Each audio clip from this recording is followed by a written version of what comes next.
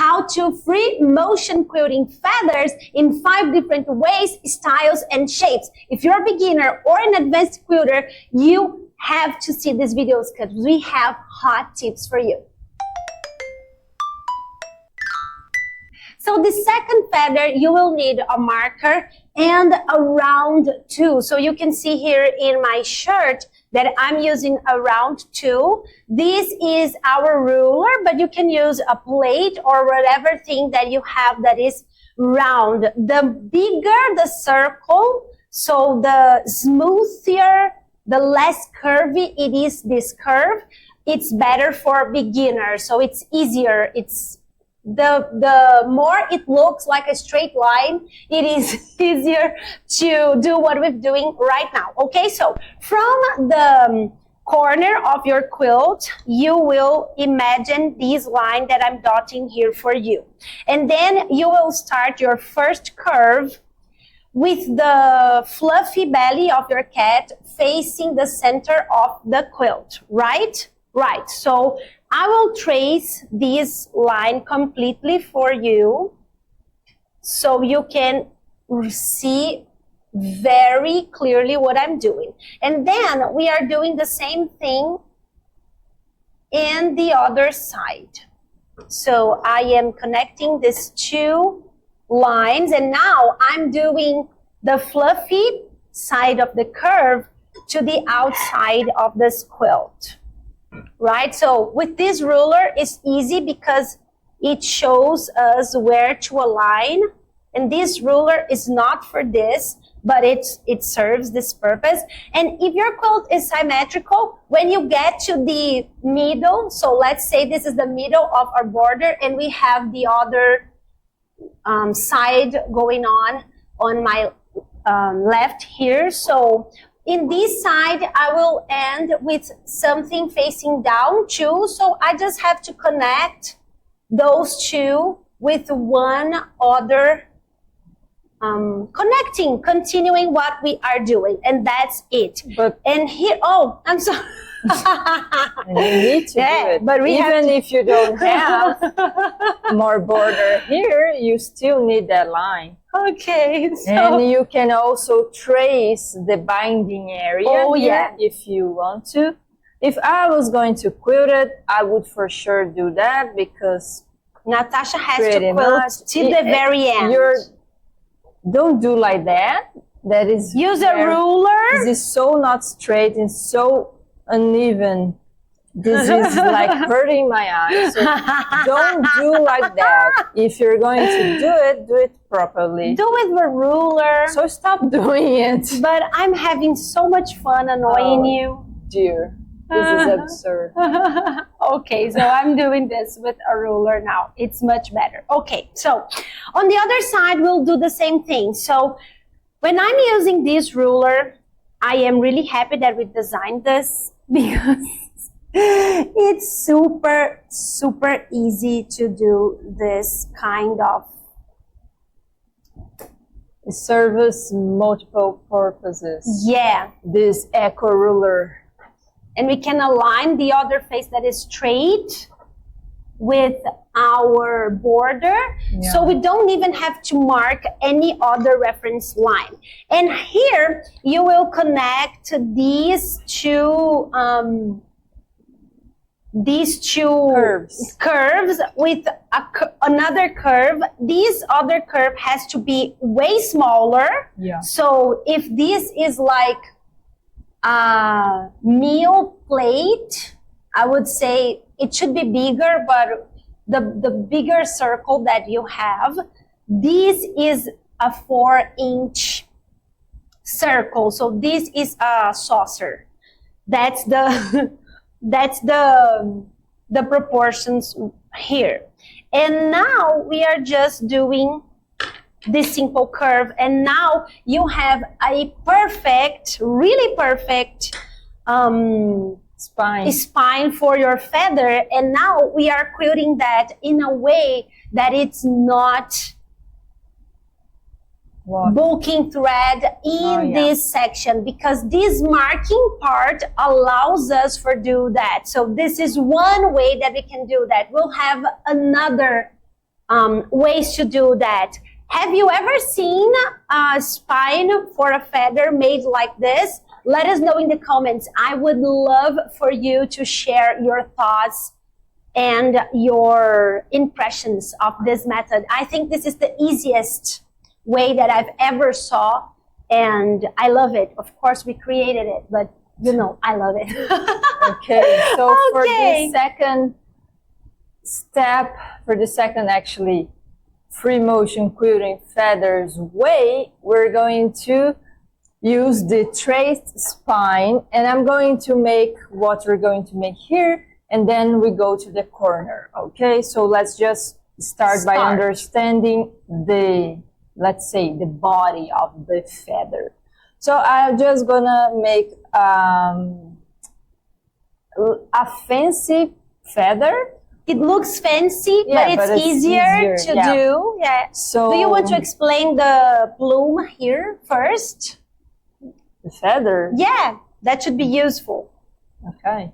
So a traditional feather is the feather we did here, that is just this drop.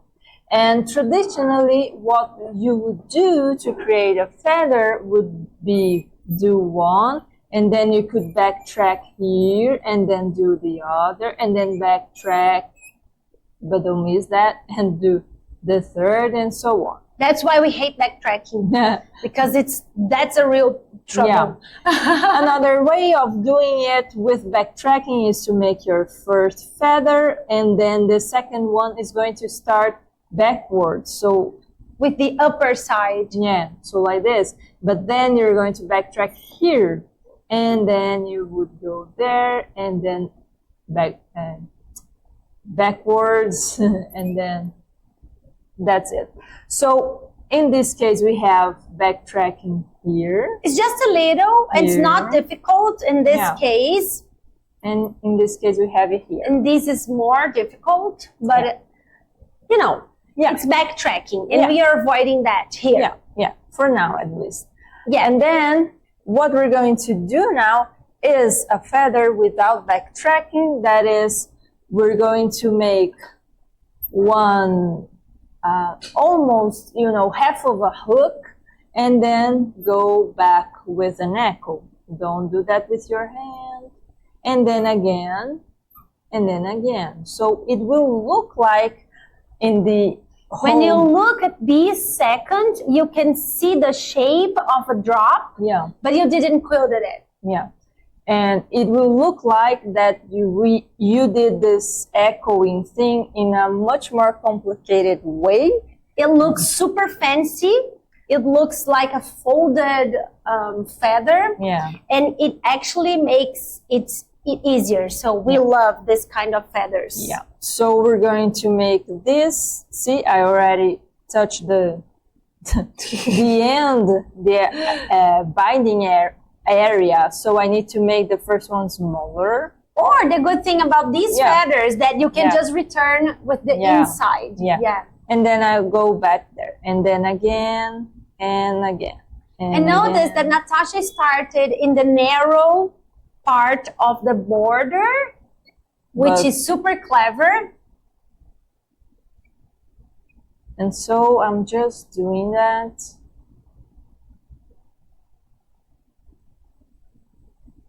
And you can see that Natasha is using this traced spine to do it, and your may not look as formed as Natasha did. So when I do this, let me grab another.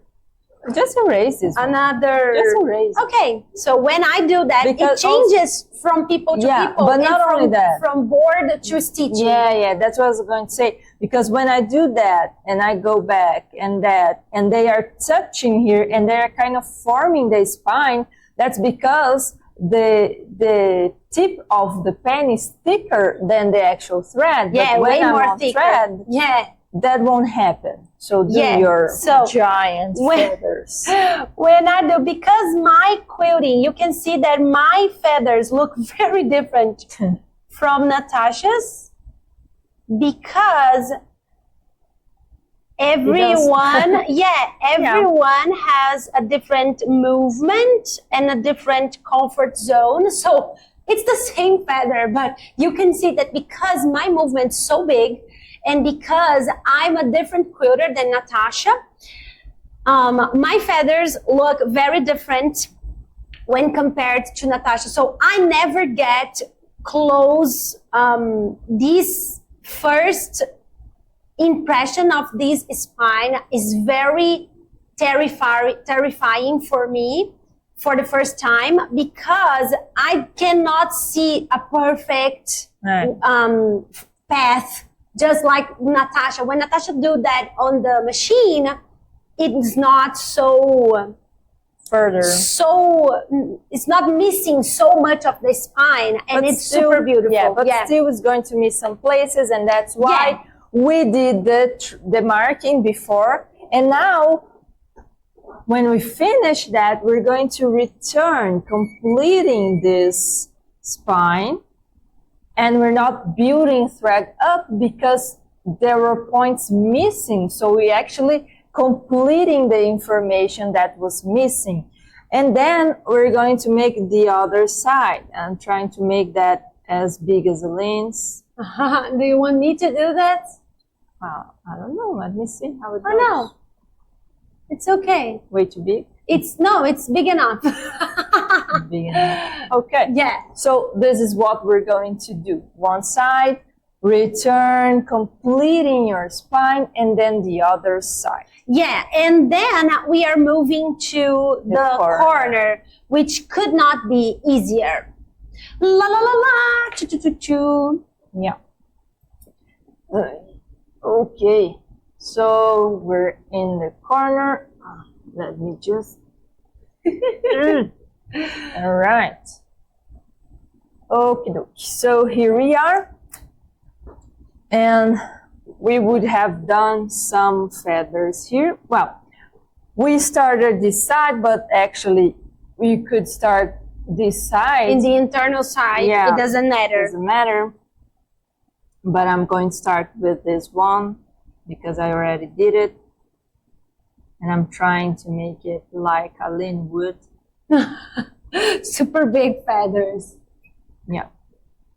So now, the only thing you have to do is just move along with these traced spine. So you saw that Natasha didn't even said anything because you don't have to even think about that because you are already making this. So there is nothing to think about. You just continue to do that until you have no more space. And then you have to go up to make space. And then when you realize you're already on the other side and it's easy to just continue your border. In that same sense, it's very similar to what we did here on the first border. Yeah, and then, so the outer corner is always easier. Yeah.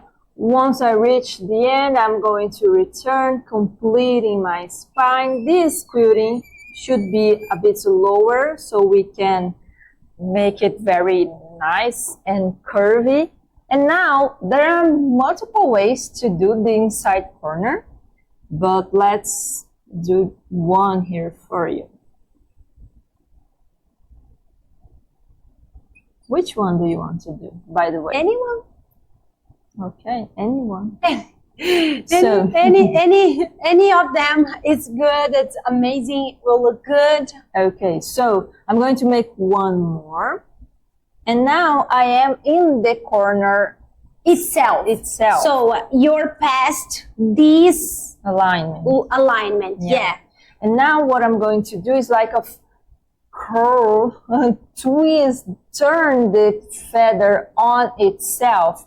So the next one I'm going to make is a smaller one. That's what it means, the twirl. It's just make a smaller one. Yeah. And then now I'm going to make the next one already embracing these two. So just like that. And then I'm going to continue this movement of embracing my feathers. Yeah, so here in the middle, you can do one small or two. Yeah. It depends on how you're comfortable and the space you have left. Yeah. But this is simple. Okay, so let's go to the machine. Yay! So I'm here in my starting point, and because we've already did everything on the board, I'm starting in the inner corner, in the inner side. And now you can see that I'm barely touching the spine. The spine, yeah. So when I kind of get close, I stop.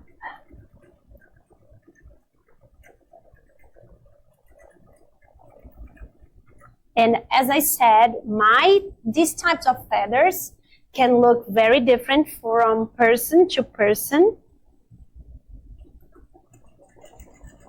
And for me, they always kind of look like a completely different thing from the board to the machine. But that's okay, because the goal for our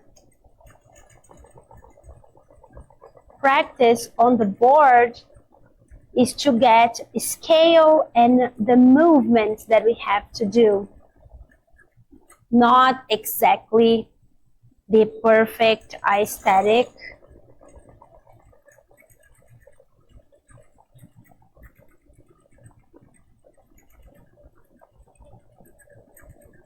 Because that is not thread. We will never be able to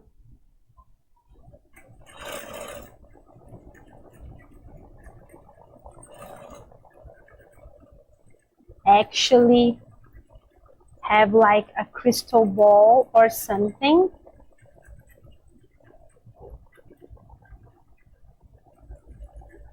So the only thing you will pay attention when you quilt these types of feathers is that if your spaces are consistent. And if they are, that's all that matters. So it doesn't matter if from this first part here, you get a lot of space just like me, and then less space to get back, or the other way around. What matters is that they are consistent. So now I'm here at the corner, as you can see right here. So what I'm going to do is start to do my little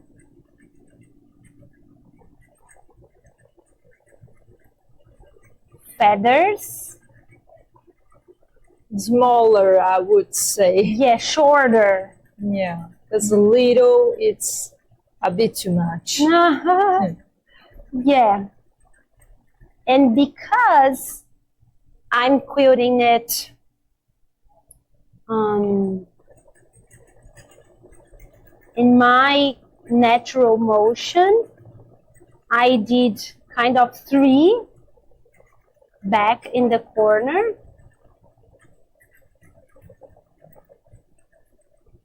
And that's okay. The ones that you have to do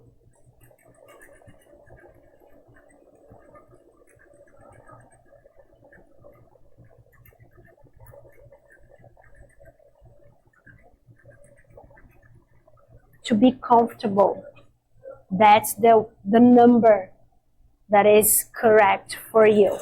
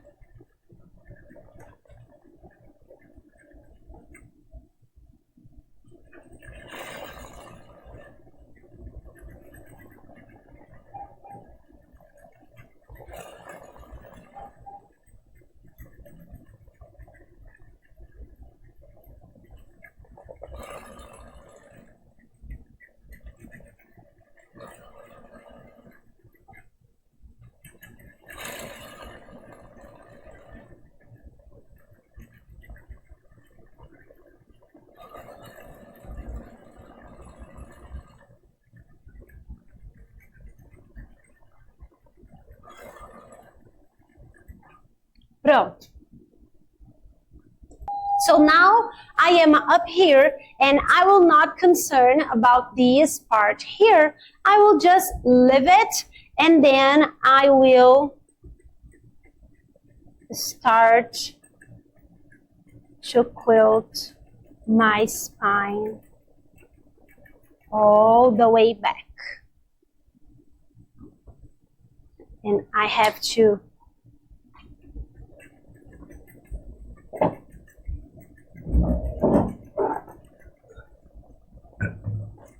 help myself here with my sandwich.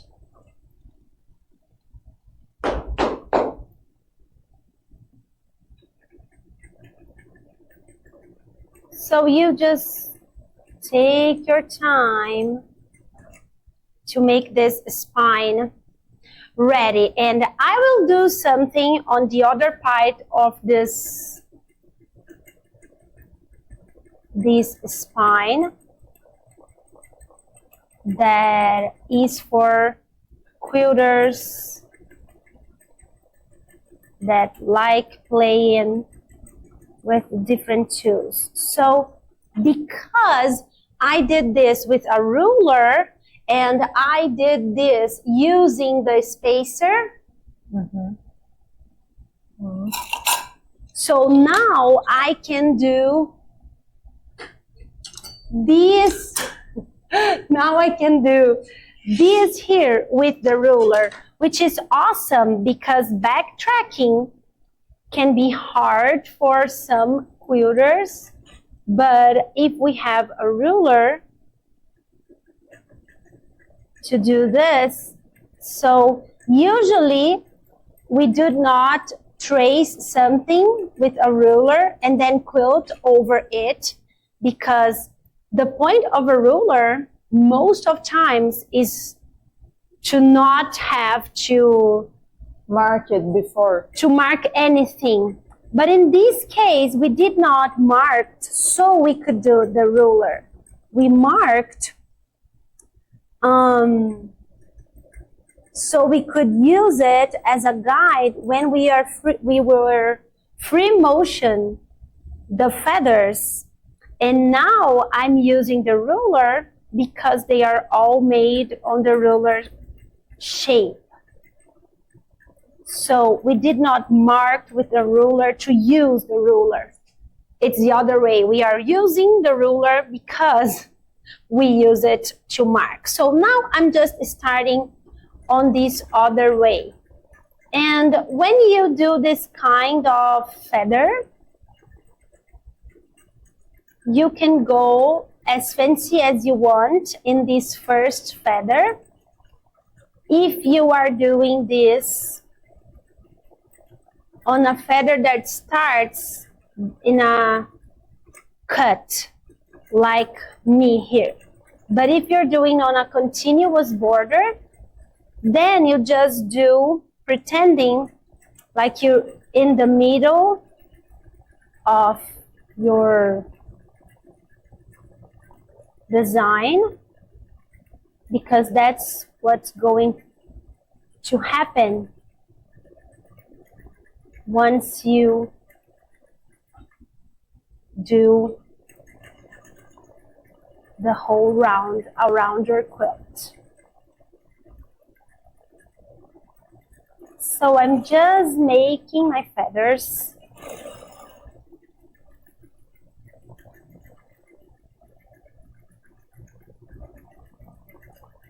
And these are very small for me. So every time we do micro quilting, so for our show quilts, we did a lot of micro quilting because of the aesthetic we wanted. And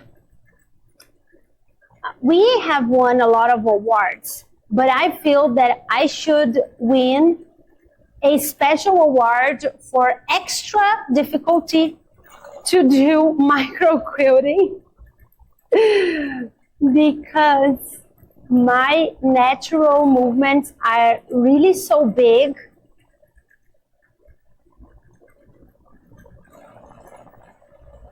that I really feel that I deserve a special award. What is a skill that you conquered that you feel that you should have a special award for this? Let us know in the comments. I would love to know what would be your award. For me, it's definitely scaling. This ability to do things in several sizes was really hard for me. But I'm glad, even for the difficulty, because that was one of the things that allowed us to observe each other and to say, oh, that's why this is so hard for you. Let's invent a solution. And that's why we were able to create a lot of methods to make things easier. So I had trouble, but from that trouble, other quilters can have easiness. And I think that's pretty awesome. So just a special award, and it's all forgiven.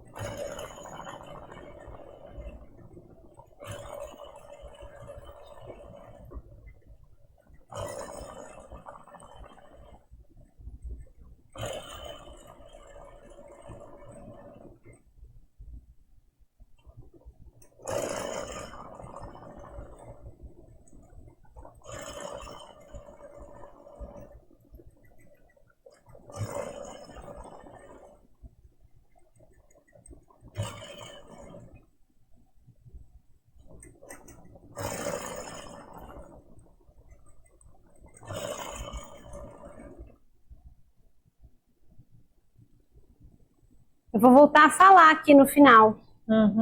So here in the end, again, because I'm in this like cutted border, I'm just going to go ahead